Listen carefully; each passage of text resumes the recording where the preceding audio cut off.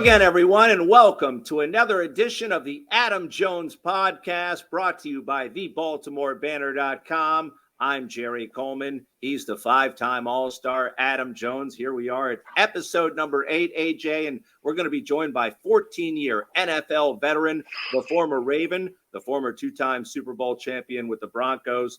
He's a Renaissance man. His name is Trevor Pryce, still living in Baltimore. And we'll talk about the Ravens, who just beat one of his former teams. Also, a big author, filmmaker, soccer fan, tennis fan. Trevor Pryce, one interesting dude. Adam and I are also going to debate baseball's Hall of Fame latest announcement. It's all about the cheaters and one guy, a decent man who deserved to get in and get enshrinement. Also, you can't talk about people like that. Also, Adam's going to rant about no, not dogs this week. Long lines. Does anyone out there like them? I'd like to find that person. There'll be a conversation about MLB free agency, which is well underway. The winter meetings taking place in Adam's hometown of San Diego, California. They never seem to hold those meetings in Minneapolis or Boston in the winter. I'm sure that's just a coincidence. Yeah. Why would you? Yeah. In our Beyond Baltimore segment, we'll talk about Adam's travels. Right now, he is somewhere around the world. He'll explain where. He's on his way to Qatar. We'll talk about that as well, and dealing with all the different time zones. I don't know how you keep up. It's not just about the pros, though, folks. We'll salute our Baltimore Banner, Varsity Sports Network Athlete of the Week. And we'll have another round of Socially Speaking, some fascinating correspondences this week from all of our platforms and really from all over the world. As always, we're brought to you by our friends at Jack Daniels. There's lots of ways to make whiskey. There's only one way to make Jack Daniels. Make it count. Jack Daniels, please drink responsibly. Adam's looking for a bottle right now, but it's kind of early in the morning where he is, so drink responsibly. Also, Be More Around Town. Head to BeMoreAroundTown.com. They have the ultimate all-inclusive pregame purple tailgate experience before every home and away game, including these trips coming up to Pittsburgh, Cleveland, and Cincinnati, three of Adam's favorite towns. Also brought to you by the good folks at the Weinman Company. Love their support. And G-Leaf Medical Cannabis Company. Head to gleaf.com. Medical cannabis for now for qualified Maryland patients only. That could change in July. gleaf.com. And a reminder, if you're enjoying this podcast as much as we're doing it, head to thebaltimorebanner.com. They've got the Orioles, the Ravens, the Terps all covered, along with all the local news across the Baltimore region. As a special for our listeners, head to thebaltimorebanner.com/AJ, thebaltimorebanner.com/AJ, and get the banner for 6 months, unlimited digital access for just $1. That's a deal. All right, let's bring in our special guest. We welcome this week Trevor Pryce, the former Raven, the former Bronco, and the former New York Jet. There he is already, and surprised. And I haven't seen you with a gray beard before, Trevor. Thanks for taking the time, my friend. What's up, man? What's up, Adam? This is new. Well, it's actually not new. I went gray in high school. Like I found my first gray hair when I was like 16 years old or something like that. So this is not bad. I'll take this before I go bald. I'll tell you that. Well, hold on. When you had gray hair in high school, were some of the opposing coaches and maybe other, opposing teammates wondering, "Hey, this dude's 27." No, I've been saying I found my first one when I was really young. So I started going gray. Really, I think as a man you have a choice: gray or bald. So I'll take gray. Let me ask you, big fella. I mean, you've been retired decade now. I read your excerpt, which was fantastic. I know it's dated right after you retired, but how's that transition been for you? This is my first full year of retirement, and sometimes I want to go nuts, but sometimes I'm like, I had my time. But how's that transition been for you? It was interesting, but so what happened to me, at least, I think like you could have kept playing. Like I was asked to play for the Patriots. Like the Patriots want to sign me out of retirement, and I was just like, yeah, nah. And then the Raiders called, and they had me work out, and they were like, "Hey, you're playing Sunday." I was like, "It is Thursday. I'm not playing no football. Like, I'm gonna go ahead and go home." I had to like sneak out of Oakland without them knowing. Like, where's Trevor at? Trevor went home. Trevor make up all kinds of excuses. My wife needs a babysitter. My daughter was like 12. I don't need a babysitter. So, but I started writing, and I wrote an article. I used to write for the New York Times. So I wrote an article about my retirement, and it was, some days, the days you feel good about it is when the days they show up to training camp and you know how hard that is, and you're drinking out of a coconut. You know what I mean? That's pretty good. But I think it hits you when you're just like, I remember telling my wife one time, I no longer feel like Superman. You know what I mean? And that's hard to deal with. So I wound up trying to hurt myself. Like I go sprint as fast as I can in a football field until I pull the muscle, and I was like, that feels good. You know what I mean? So it's weird in your brain, man. But the longer you're out of it, the kind of better. But I still, every so often, I get the itch. Funny, my wife. So how old are your kids? Your kids are young. 8 and 6. Okay, so young. So they were around the same age as mine. When I retired, they were like 11, 12ish. So now that they're older, right? My oldest daughter's 23, and my middle daughter's 6. My middle daughter's 20, and my son is 16. They had no interest in watching their dad play when they were young, but now they're huge football fans. And like, oh my God, I can't believe we missed it. No, you didn't miss it. You were there. You just didn't care. Right? So what happens? Last night we're on the couch. We're watching the Sunday night game, and for some reason somebody said, "Dad, you can still play right now," and the answer was no. But the reason why is not because I don't feel good. The reason is if I could play today if I didn't have to practice and I only had to play 10 snaps. That I can do. I can do that right now. At 47 years old, I can do that and excel. But I cannot go to practice, and you can have 8 reps, and that's it. And I take my pads off, and I'm going to the locker room, and I'm going home. Straight to treatment. Yeah, I'm going straight to treatment after 8 plays. So I could do that. It's not that I don't run fast and I exercise every day. And all of us, you're like that, right? It's like it's the grind. It's not the game. It's the grind, and just it wears on your body. So the point is, when you retire, you don't feel the grind, and sometimes you want it, and sometimes you don't. So it'll take a little while before it gets out of your system.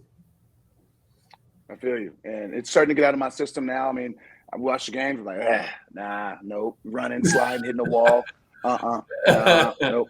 I had my foot in the sun. Let these young kids have their chance. My son has transitioned to baseball. He's at IMG Academy playing right field. He's at IMG Academy playing right field. And he is an abject gorilla. Like, he's a monster. I mean, following suit of you. But he's not my size. He just has very, very. I don't know where it comes from. He has very fast hands and he has good hand-eye coordination. I never had that. I had size and speed. What he has is he rotates really ungodly fast for a 16-year-old kid.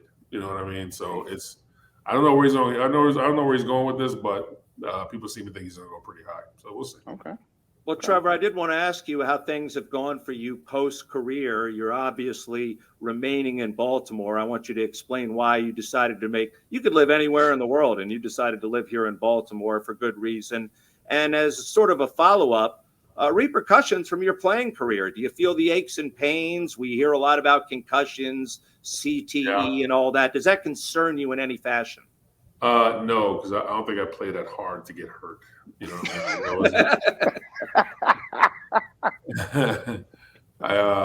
I had one job. The further you away from contact, the more you get hurt. So the linemen don't get hurt all that much. We get bruised up on our elbows and knees, but our head, that part you don't get when you're a lineman. It's very, very different. It's not quite the train wreck. It's wrestling more than it is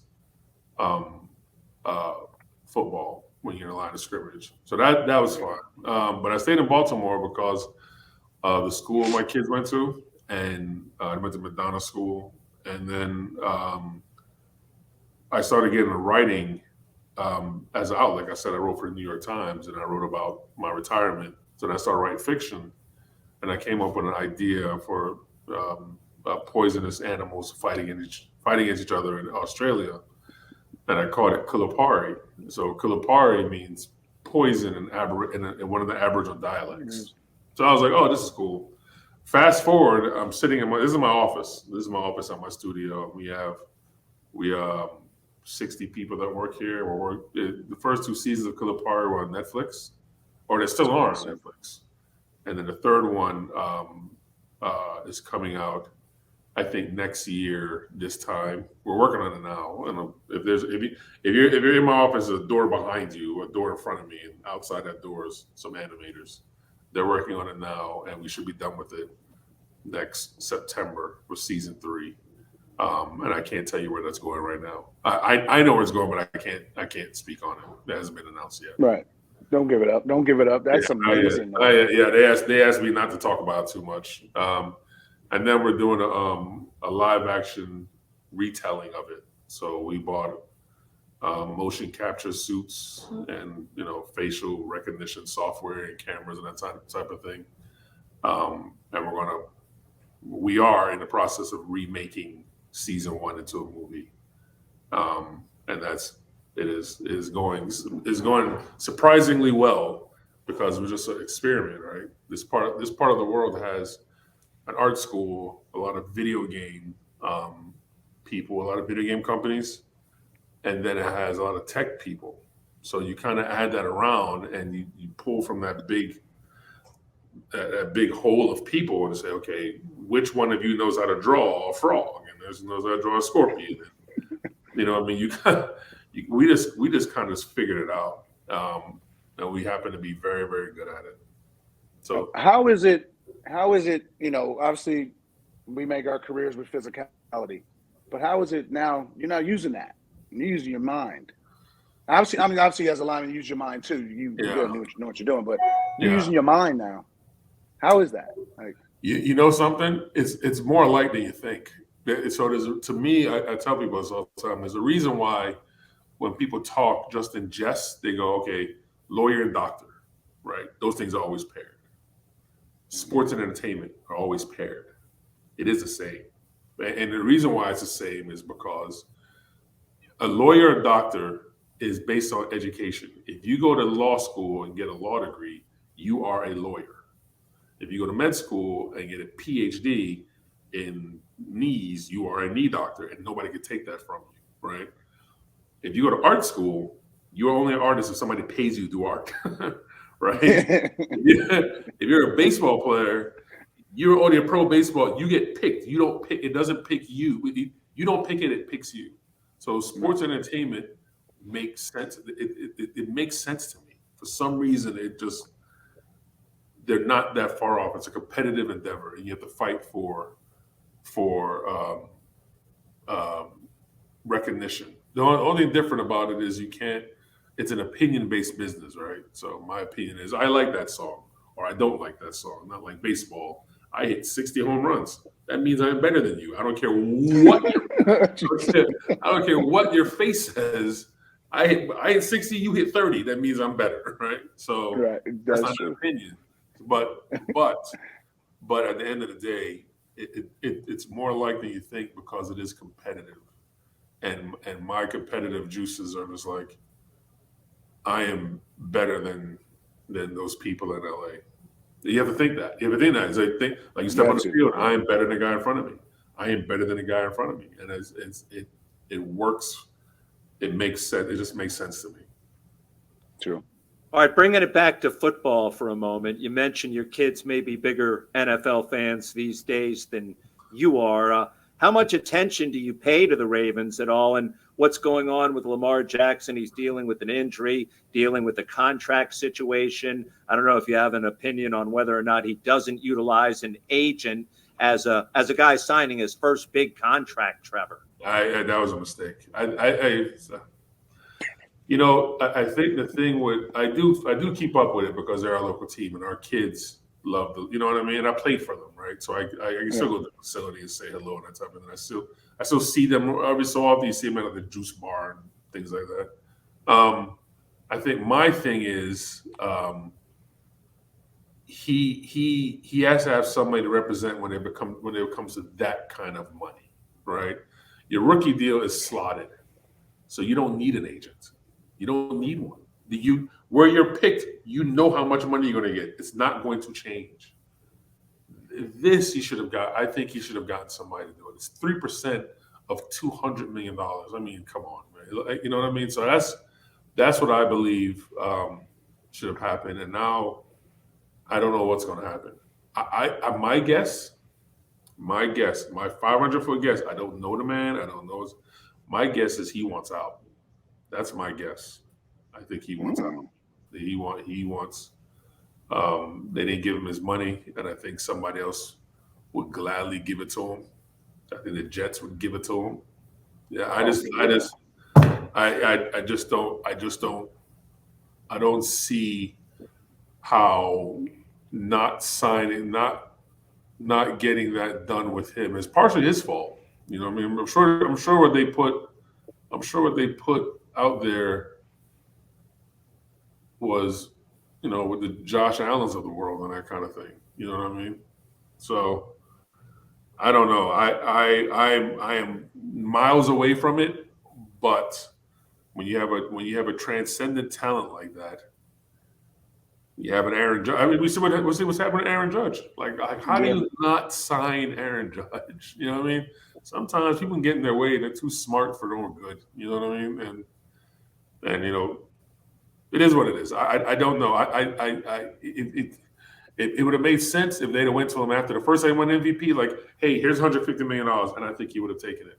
But they were like, no, let's see it again. And the price just keeps going up. It goes up every day, even with him being hurt, because he gets to decide the price, not you. He decides the price. He doesn't have to sign that. And I'm going to guess he's not going to sign it. That's my guess. He's got 2 tags. Yeah. At 45 or some ridiculous. One of them's gonna be $50 million, and do like Kirk Cousins and want to be in the highest paid player in NFL history, and they could have wrapped up as soon as he was at MVP. You go, here's your money. Here's your money. They didn't mess around with Mahomes. Yeah. Here's your money. You want $500 million over 10 years? Here, because Patrick Mahomes deals and want to be in cheap in about 2 more years. So it's true. I don't know. Yeah, very true. Hey, Trevor, I did want to also ask you about the fact that are you happy that you're not playing in the NFL right now, and the fact that they made it so offensive rule heavy? In other words, a defensive player, all you got to do is put your pinky on the quarterback, and you could be thrown out of the game possibly. The problem with that thinking is this. You have to realize, you have to be very careful when you say, hey, defenses are getting screwed out of the game. Do you know why the game is so popular? Offense. So there you go. You know why? Yeah. You know why defensive tackles make $30 million a year? Because quarterbacks make 50. So you have to go, hey, look, I will take the flag, but I'm not going to complain about the popularity of the game, which trickles down to everyone, not just the defensive players, but to the guys that ride the bench and then the GMs and the scouts. It trickles down when the ball is flying through the air and the quarterbacks are healthy. Tom Brady is good for business. He's good for business. I remember when I was drafted, I had a defensive line coach who hated quarterbacks, and he hated them because he was like, 10% of the guys make 50% of the money. And that's no longer true. That is no longer true. We have some defensive players who are paid like quarterbacks. TJ Watt is paid like a quarterback. He's paid much higher than Lamar is. You know what I mean? So I did want to ask you, let's move to the collegiate ranks in college football. And you, of course, played for the Broncos, won a couple of Super Bowls there. Your kids grew up in that state. Now they have a new head coach at the University of Colorado. Deion Sanders came in, delivered a very strong message to those poor kids, basically saying, get into the portal call right now because my kid's going to be the quarterback and I'm going to change things right away. Your impressions of the Deion Sanders takeover? I am obsessed with it. And my wife said that last night because I keep playing that speech over and over again. right? and the reason why, and Adam, I think you'll get this.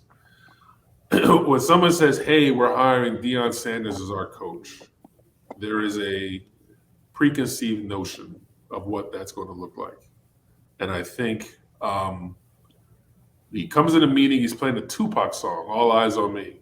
And everybody's like, "Oh, Deion." And Deion basically says, "I'm going to run you all to death. You are not going, this is not going to be fun. This, all that."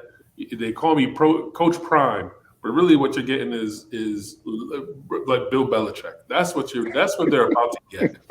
They think this is going to be a good time. There's going to be trap music and all that. It's not. It is going to be everything but that.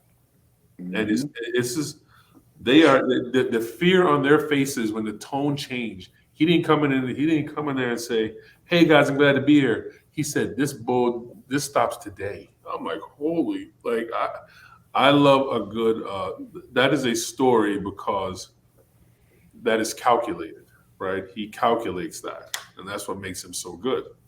And the transfer portal stuff, all that stuff is, that needs to be said. But it wasn't, "Hey guys, we are going to turn this thing around." It was like, no. I'm going to make he's going to make their lives hell. You hear me? So, hell. So how do you think, though? I mean, he is, as he should. How do you think he's going to help that school when it comes to recruiting, though? Because it's prime. At the end of the day, you're going to prime, but how would he help with recruiting? And it's hard in that division too. I was listening to Joel Klatt yesterday. I was watching a thing about Joel Klatt, and he said, "Listen, what recruiting is two things. It is celebrity and it's money. Either NIL, number one, celebrity, number two, right? Hey, Nick Saban called me, right? Ryan Day called me. Dabo Swinney called me. Deion Sanders called me. That's the call everybody takes, right? And especially if you're a brother. No, like that. And listen, the white kids too. The white kids are going to be like, yeah, "Absolutely, sure. sir. Absolutely, sir." They'll do it. They'll do it first. I believe it's going to be. I think it's going to be the complete opposite way. I have a feeling because I remember I played in Denver. That is not the most diverse place in America. So I think what's going to happen is he's going to reach out to. He has to lock down Colorado first. He's locked down Denver first, and Denver's not Georgia or Florida. You know what I mean? They'll have one or two. They won't have the 100 and 200. You know what I mean? If he gets those kids, and they would likely be white kids, if he gets those, that would be the beginning of it. But he's going to get them. Trevor, really appreciate your time. Grateful for you being here on the podcast. Anything you want to promote right now? Because it sounds like everything's going in the right direction. I wish. I have nothing. Really Thank you for your time, sir. Really absolutely, guys. All right. Catch up with you soon. Thanks, Trevor. Thank you. Boy, that was a lot of fun. Trevor's large and in charge and not short of opinions, AJ. No, I love that because, I mean, a retired guy who was good, very damn good. So everybody respects his opinion. Yeah. So, throughout the league in different sports, his name is rings out. So that was good. That was really good. Good to talk to him. And I want to tell him that story about me looking at him and be like, "Man, but I'm a man. I'm a grown ass man. I ain't gonna tell another man you big. Hell, you don't do that, Coleman." Well, he'll see it when he watches the podcast. When he watches it, yeah, but I ain't gonna tell him. But I ain't gonna tell him to his face. Okay, well, he'll find out secondhand.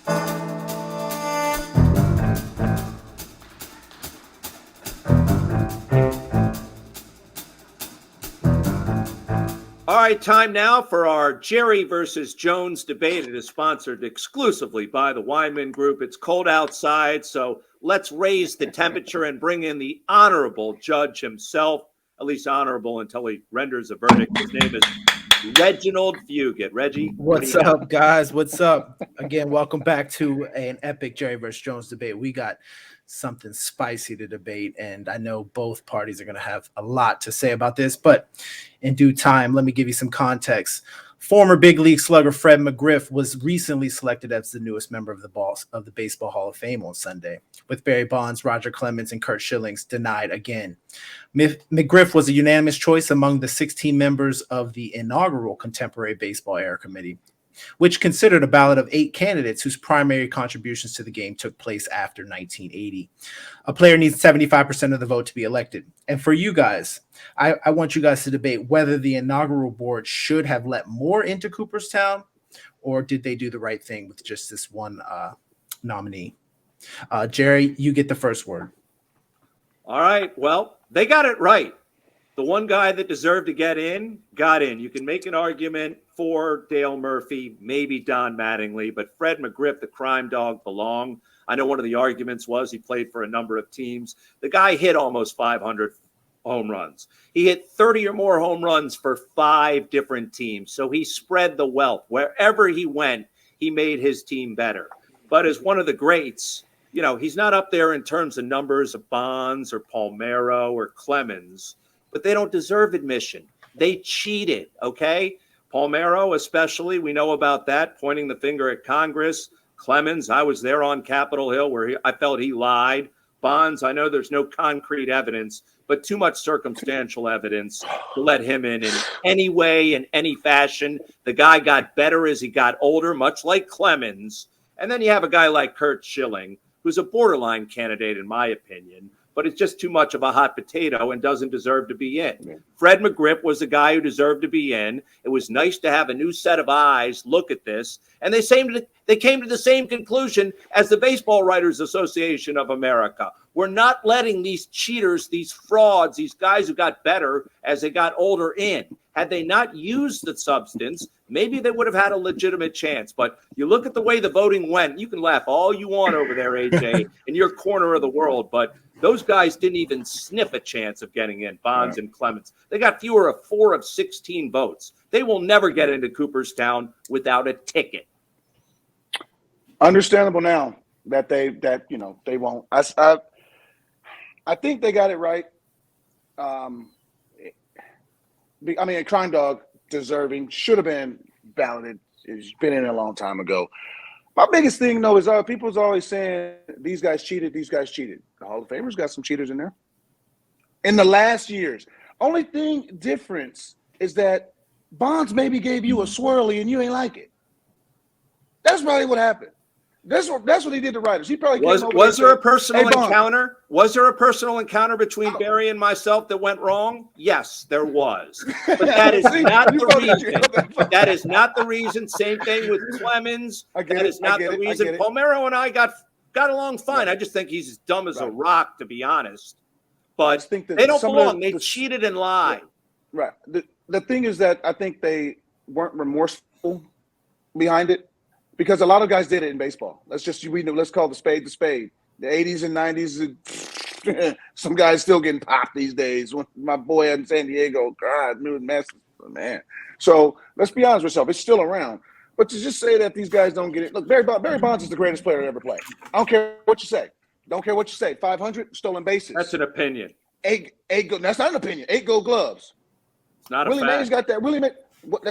That's not a fact. These are facts. The most home runs. Obviously, arguably the greatest eye of all time. The most walks, runs scored. He's up there.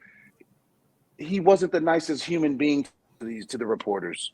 He didn't hug John Heyman when he came into the room. So what? Schilling, okay, Schilling's different.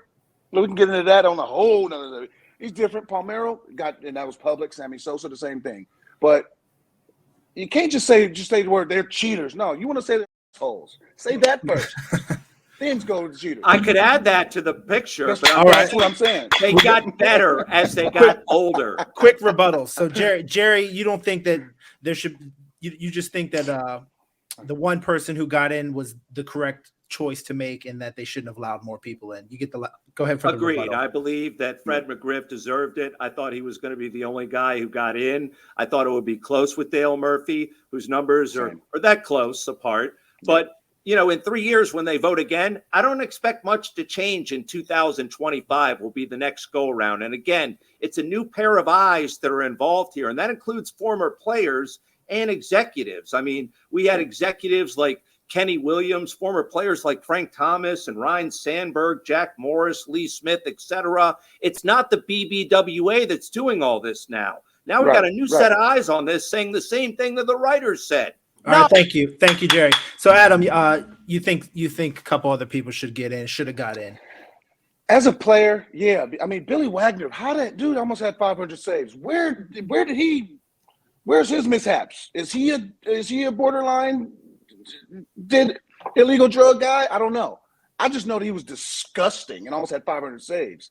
Lee Smith almost had 500. Like, let's be honest with ourselves. These are guys that dominated a decade, and that was the Hall of Fame requirement that they always said. You dominate a decade. Then some of us like, no, dominate 8 years. No, dominate the decade. And if you look at these lists, these dudes did it. And there's going to be guys on the list, this new list that came out, like Torrey Hunters. I mean, Andrew Jones. Andrew Jones is going to get hurt of his last 4 or 5 years when he hit, low average, high homers. His last few years weren't that good. But, dude, almost 450 and 10 gold gloves. Let's be honest with ourselves. What are we doing around here? Because we're saying 250, he hit 250 for his career. We're giving guys $150 million that hit 210 now. Let's be honest with ourselves. All right. Thank you, guys. And Albert Bell's a horrible human being. I need to add that as well. He didn't deserve it either. He's not a Hall of Famer based on longevity. But his numbers in that span, if it was like 3 more years of what he did, Hall of Famer. Albert Bell was the most feared hitter of the 90s. All right, thank you guys. Thank you guys. The judge was scary. The judge has a verdict on this one. Stop getting swirly, man. The judge is going to side with Jerry on this. Jerry takes the cake. Finally, gets a win. Finally. After I mean, it was 5-2. We're now 5-3. Adam was, just running the show for the last couple times. Jerry, you hit it off. Keeping Cooperstown sacred. I think that that is my verdict. Sacred. Yeah, I got a lifetime pass to the Hall of Fame. You needed to get a more lifetime pass to the baseball Hall Adam, of Fame. we needed more examples. Adam, and then that might have. I'll get into the Hall of Fame. This example. Well, we need to get Adam on the board. Let's get Adam on the board, and then he's gonna bring in some athletes. I will get into the Hall of Fame before Bonds and Clemens. You know why? Because when I was in Cuba, I made a donation. It may have been stolen goods, but I donated it to the Baseball Hall of Fame, and they gave me a lifetime pass. Nice, and you probably love that. But look it, it's great, man. You love free. All right, thanks, guys. That is our Jerry versus Jones. One last thing. All right, Adam gets the last word. It is your podcast. I got one last thing. I know. Sorry, I'm just Chip. You might be working on it, but the Baseball Hall of Fame in certain ways is like the Constitution. A lot of that needs to be amended. All right. Well, there's time to do that. If we can get Adam on the board and he can get in there and start making some waves. Thank you, guys. Not all, but that early part of it. The early part of it.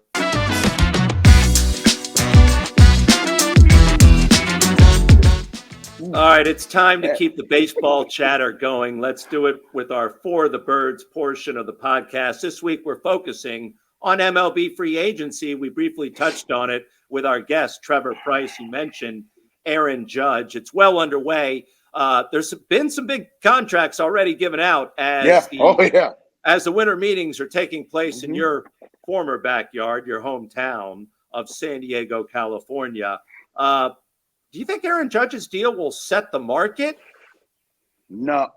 He's separate. He's a one of one. He's on his own, and like a Trey Turner. Like you knew Trey Turner was going to get 8+ and average of 250, 225, 30+. Certain guys create their own markets, but it's cool to see Verlander obviously still doing it at a great age, 39 going into 40. Like it's unbelievable. Mets they lose DeGrom and just sign Verlander. That's what money does. Exactly. And they don't have the 5-year commitment. They have a 2-year commitment. And with their system, like the Mets have a 2-year window. Yeah, they signed Lindor for long term. They got a 2-year window. Showalter got a 3-year deal. We know Showalter. You dip right on out. We ain't winning. But it's going to be cool. My always thing is like there's always the top guys, the top 25 free agency. I talk about them. This guy, this. Those aren't the guys. I'm worried about those fringe players that, the Brandon Drury's. I'm wondering, he came off a almost 30 home runs. I think he had 30 home runs. And, playing on a $1.5 million minor league deal? Is he in line to get, like he's like a Ben Zobrist in a way, like a very good, it's a solid defender, good hitter, just like a unicorn type player. So like, where's he? So, and then you want to see what the Angels are going to do, because at the end of the day, you got two of the best players to ever do it, just wasting their damn primes. And you can't have that, because every other sport, their best players are in the finals, in the playoffs. And baseball, we need that too. All right, before I ask you about the Orioles real quickly, AJ, I did want to ask you about this time of year, because we're in the holiday season and there's guys out there unsigned, not knowing where they're going to live, not knowing what they're going to earn, not knowing what their future is going to be. Is it a nervous time if you're really not a superstar player? Big time, because the uncertainty. I seen old Oriole Miguel Castro signed in Arizona, and he's going to be able to get there, get a place, get comfortable, get acclimated, then probably go back home and then come back, and he's going to be able to put his clothes in the closet. And people don't realize it, because they always throw out the money, and I get it. Money buys money buys a lot of things, but at the same time, you still need to be comfortable. You still need time. It can't buy time, and so when I signed late as a free agent, it's like, damn, I got to scramble to get a house. Damn, and then I got to go to practice. But my kids, we got to find some schools for them. So it's like, that's why when you have a better half, that's why athletes, they always credit their wives, because they're the real MVP. We just the one that bring home the bacon. They're the one that cooks it, sautés it, does everything to it. So, the wives are the ones that make the real magic happen. But they need time, and certain guys will have more time. Trey Turner's gonna have ample time to do that, and he knows Florida spring training. He's a North Carolina boy, so like guys like that are gonna have ample time. But imagine Judge signing late in Arizona, the Dodgers or the Giants pick him up again. He's gonna have the money, so he's got the luxury, but he's still gonna be like calling, because all the houses in Arizona are gonna be sold for spring training rentals. Like we only got one. It's $48,000 a month. You want it? Ain't got no choice. Exactly. Stay in a hotel. You're not going to stay in a hotel. So the earlier you can do it, the more comfort in it. So just so we can get our bearings, because we're so routine that we need that routine to happen. It's terrible when guys show up to spring training late. You always see they always have slow starts. They need to be there, the camaraderie. They need to be there first day. Well, we talked with Brandon Hyde a few episodes ago, and we did talk about the need for starting pitching. They did not re-sign Jordan Lyles. They still could bring him back for lesser money, but they went out and got Kyle Gibson, who pitched with the Phillies, and paid him probably less money than what they're paying Jordan Lyles. But what about the addition of Kyle Gibson? Well, Gibson is very similar to Lyles in terms of experience. He's been around a little bit longer, and he came up with the Twins. I remember facing them all the time. And, he came up with Liriano, Joe Nathan as his closer. He came up with some really good dudes. And he's a vet. He's a vet. And I remember I was down and working with the playoffs and just talking to him, and just like, he's a vet. And I think he's going to do a really good job in Baltimore. And I think he's just going to be a stability, because he wants the ball. He's going to be a Lyles-esque, where you're going to, like I was saying, you have to like damn near rip the ball out of his hand. That's how Gibson is. And I just hope that, they're able to I hope that he's just able to just continue to pass on that veteran leadership down to, even more to Means, who's coming back, and just fill up that young talent with just a plethora of information and experience, because he's got 10 years. So it is the Adam Jones Podcast, brought to you by thebaltimorebanner.com. Go out and subscribe to the Banner, baltimorebanner.com, thebaltimorebanner.com/AJ. 6 months digital for just $1. That's a deal. All right. And speaking of deals, here's the deal. It's time for Heckle D's, folks. This is where Adam gets something off his chest. I understand you will not be talking about dogs for a third straight week. You're going to switch it up a little bit. But I think what you're talking about applies to everyone out there, and it deals with lines, long lines and short staffing. I know that COVID has, our workforce in the last 2 years, I think it's coming back, but the workforce in the last few years has not been up to par because of COVID. And I get that. But then the thing is that when everybody got vaccinated, they did their part and did whatever you needed to do to get back to work. Some people said, I don't want to go back to work. Now, travelers like myself, the number one industry that started booming when the borders open was travelers. Ain't no damn body at the line at the gates. Ain't no when you going through global entry. Ain't nobody there. And they say, don't take no film, don't do this. Of course they don't want you. They don't want 6 planes that just came in and there's 3 workers. And this line It's for is taking 30 security. minutes. It's for security. It's for security. It is for security. And I do apologize for doing that to countless other people. But at the same time, it needs to be brought because there's so many people that are wanting to carry around these big guns. Look, you work for the government. You work for the what's the TSA. You work for them, Homeland Security. You get a gun. Go work for them. You know what I mean? And then another part of traveling is people that get up and your row is 36E. Sit your ass down, okay? Sit down. Unless you got an issue, and I think there's tons of people with issues. My knee hurt, my hips hurt sitting on that flight too. Sit your ass down and don't be trying to come up to first class before the flight leave, before we deboard. Like sit down and don't and then when you come on the plane, don't put your stuff up in the business class section. Oh, I hate that. Why the hell would you put it there when you know that's not your seat? Just for convenience and selfishness. That's what it boils down to. You're gonna go around people to come back and forth, and you're just pissing off people. And travel, man. Ooh, but it's a beautiful thing. We all can relate to traveling in first class, unless we it's so damn annoying. It's just annoying. I mean, not everybody travels in first class. That's why when you see a lot of pictures of places and beautiful things, the person that took the picture never shows you how they got to the place because it was usually on the back of a damn mule or something in a terrible way. But they never show that though, do they? They ain't show me sitting in the middle like this, snatched up for 17 hours. I'm in Singapore though. I'm in Marina Bay Sands, but sitting like this, ain't nobody ever seen showing that. All right, this sort of transitions. Let's travel beyond Baltimore because we're going to continue talking about the world. And this week, we're going to focus on way beyond Baltimore. You've been doing, as we've documented, some major traveling. Let's start with David Ortiz's tournament here in the good old USA in South Florida. And you got a chance to spend some time with Big Papi. And from there, you moved on to the Maldives, where you are right now. And then we'll talk about your next stop and on and on. So first, with David Ortiz down in Miami, I guess that was kind of an easy flight, except going through the global entry portion. Well, I mean, Barcelona, it went to Miami and then had to drive over to Marco Island, which is Naples' island. But it was great. It was great to be around him again. I haven't seen him in a couple months. But be around great people with Griffey, Anthony Mackie. I mean, the list goes on of just Javon Curse, I love Javon Curse. Oh, man. I got to spend 48 hours with him. And just fantastic, but the freak. And he looks amazing. Oh, my goodness. But David Ortiz Foundation, I've been part of it for, I think it was my 10th time. And it's just dear to me because he helps out kids. I got kids. He helps out with kids with bad hearts. And the money raised goes towards their medical bills, the surgeries, and everything, getting them kids living their life. And was able to raise $1.6 million in the weekend. So just blessed to be a part of that and be just a part of that circle because it's very special to me as being a father. All right, let's take it down a level if we can and salute our Baltimore Banner Varsity Sports Network Athlete of the Week.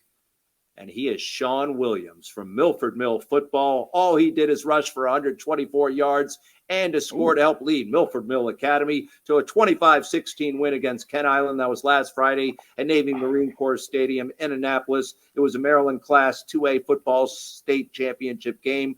It was the Millers' first state title since 1987. I was going to high school back then when current head coach and future defensive lineman Reggie White played for Milford Mill. The Millers had reached the previous 2 state finals 2 times in the last 5 years without success. But congratulations to Sean Williams. This season, rushed for over 2,000 yards and 37 touchdowns. Who in the hell was you playing against, Sean? He was playing against some top-notch competition. How many games you play in high school? 11? Me? 10, 11? 0. That's how many games you There's how many games you play in high school football? Yes, 10 or 11. yes. You don't play 16. Oh my damn! So this game really wasn't that good. If we're being this was like a half. He's a heck of a player. He definitely is. Hey man. Hey Sean, all the blessings, man. Continue to do it. I hope that's college is on your tail right now. Hey, I just met you, and this is crazy. wrap up this bad boy, shall we, with our final segment. It's called Socially Speaking. This is where we answer a tweet or social media post. You can find us on Twitter, Instagram, or Facebook at Adam Jones Pod, or email adamjonespod@gmail.com. Pretty easy to remember. This is from R.L. Rotman on Twitter. Quote, Adam Jones, my all-time favorite Orioles, dropping some major truth bombs from last week, Jerry versus Jones debate. I don't know how that made it on the list. We're getting a lot of correspondence from Japan. Hello, AJ San. You'll be San. Apparently, people are thinking that you're coming back to play in Japan next year. I don't know what you hinted on Twitter, but I can't read some of this Japanese, so I don't know if you want to clarify things. You're not playing baseball in Japan anymore, right? I'm gonna go ahead and say I'm not playing baseball in Japan, but I do have plans to go back over there next year once the season starts to go back. I mean, go see the game as a fan. Go eat their crazy ass foods that they have. They have one thing at the snack bar there. Okay, I went to a basketball game. I love. I'm sorry, just running along, but I love ballpark food. They had a bun. Okay, normal, right? I'm like, okay, let me get a hot dog, maybe a folded up hamburger, something. I've had that before too. Okay. They put noodles in it. Oh, God.